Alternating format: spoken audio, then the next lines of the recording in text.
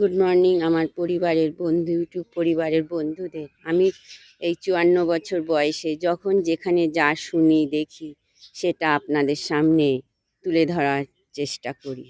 In the darkness magic unfolder.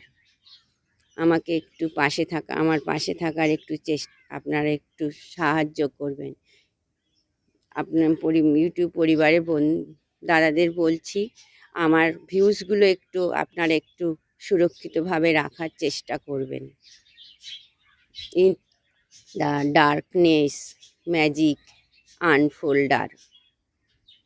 আমার ৫৪ বছর বয়সে আমি যখন যেখানে যা শুনি দেখি, যেটুকুনি গান, যেটুখানি কবিতা, যখন রাস্তায় যেখানে যা শুনি সেটাই আপনাদের সামনে তুলে ধরার চেষ্টা করি আমি আমার মতো করে।